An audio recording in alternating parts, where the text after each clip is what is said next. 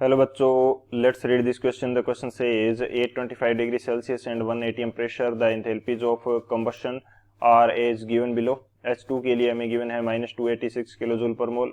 Carbon graphite के लिए हमें गिवन है -394 किलो जूल पर मोल और C2H6 गैस के लिए हमें गिवन है -1560.0 किलो जूल पर मोल.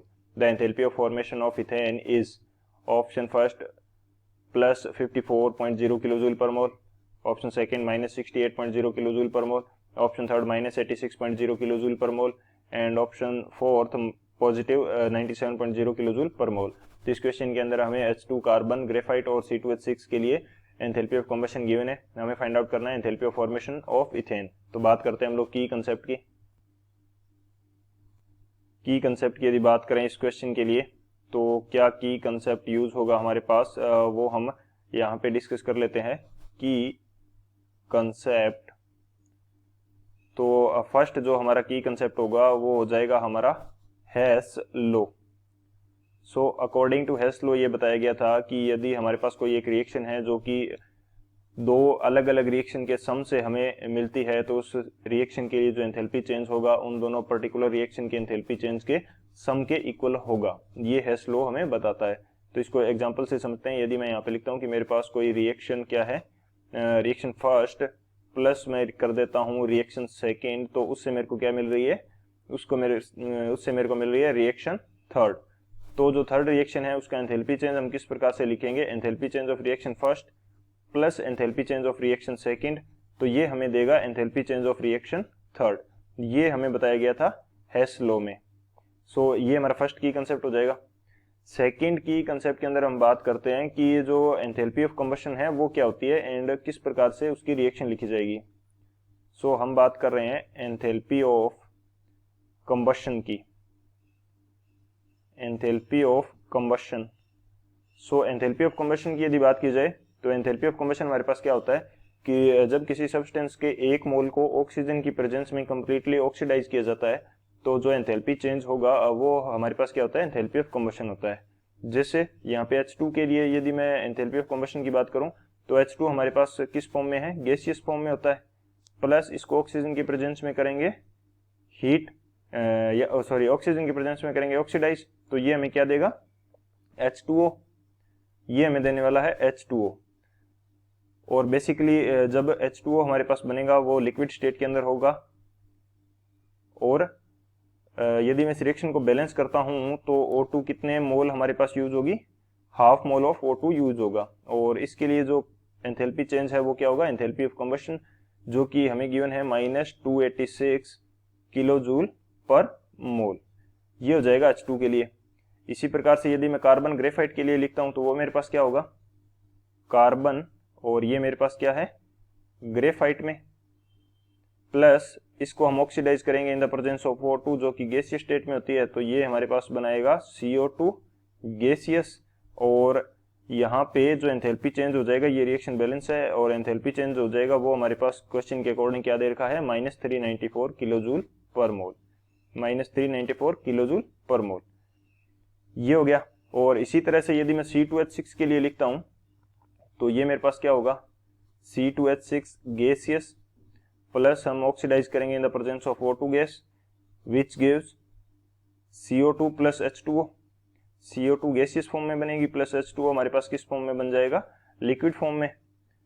और जब इस रिएक्शन को बैलेंस करेंगे तो 2 मोल्स ऑफ हमारे पास क्या होंगे, CO2 लेने पड़ेंगे, 3 यानी कि बैलेंस करने के लिए लेने पड़ेंगे, और 3 moles of H2O and 7/2 moles of हमारे पास क्या आ जाएगा, O2 गैस आ जाएगा. और इसके लिए जो एंथैल्पी ऑफ कंबशन हमें गिवन है वो क्या दे रखा है, -1560 किलो जूल पर मोल. तो ये हो जाएगा एंथैल्पी ऑफ कंबशन. इसी तरह से यदि मैं बात करता हूं कि एंथैल्पी ऑफ फॉर्मेशन क्या होता है, क्या बात करें कि एंथैल्पी ऑफ फॉर्मेशन, तो थर्ड की कंसेप्ट हमारे पास क्या हो जाएगा, थर्ड की कंसेप्ट हो जाएगा हमारे पास enthalpy of formation. Enthalpy of formation हमारे पास वो एंथैल्पी चेंज है जब हम किसी सब्सटेंस का एक मोल बनाएंगे उसके एलिमेंट्स से, और उसके एलिमेंट क्या होने चाहिए, अपनी मोस्ट स्टेबल रेफरेंस स्टेट में होने चाहिए. जैसे यदि मैं C2H6 के लिए रिएक्शन लिखूं तो वो मेरे पास क्या होगा, तो यहाँ पे कार्बन और हाइड्रोजन यूज हो रहा है, तो कार्बन की मोस्ट स्टेबल रेफरेंस स्टेट कौन सी है? कार्बन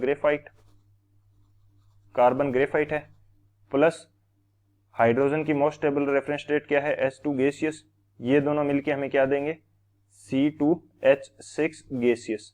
यदि रिएक्शन को बैलेंस करना है तो 2 मोल्स ऑफ कार्बन ग्रेफाइट के लेने होंगे और 3 मोल्स ऑफ हाइड्रोजन गैस के हमें लेने होंगे। तो यहाँ पे जो एंथैल्पी चेंज होगा वो हमारे पास क्या हो जाएगा? एंथैल्पी ऑफ फॉर्मेशन हो जाएगी।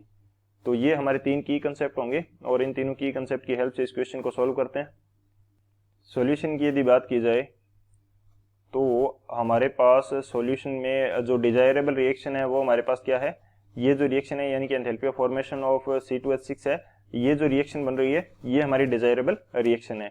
और ये रिएक्शन हम फाइंड आउट करेंगे जो फर्स्ट 3 रिएक्शंस हमने यूज करी हैं उनसे। तो मेरे को C2H6 किस में चाहिए? प्रोडक्ट साइड में चाहिए।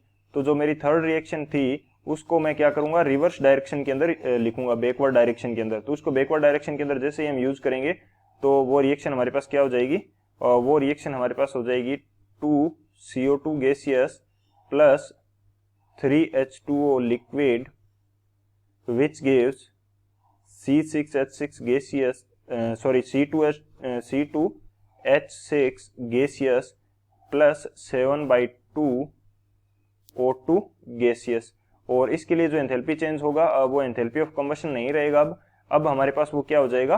वो general enthalpy change of reaction रह जाएगा। और जब हमने इसकी डायरेक्शन को रिवर्स कर दिया या बैकवर्ड डायरेक्शन के अंदर लिखा है तो एंथैल्पी चेंज का जो साइन है वो भी चेंज हो जाएगा, यानी कि ये हमारे पास पॉजिटिव में आएगा। और यूनिट तो इसकी किलोजूल पर मोल है ही, ये हमारे पास रहेगा। सेकेंड हमारे को क्या चाहिए कि कार्बन ग्रेफाइट जो है वो मेरे को चाहिए रिएक्टेंट साइड में, लेकिन मेरे को 2 मोल्स चाहिए। तो जो मेरी रिएक्शन सेकेंड है उसको मैं 2 टाइम्स मल्टीप्लाई कर दूंगा।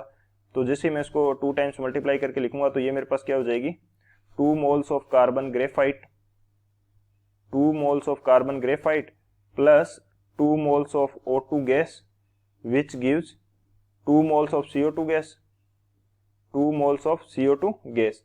अब इस रिएक्शन के लिए जो एंथैल्पी चेंज है वो 2 से मल्टीप्लाई हो जाएगा।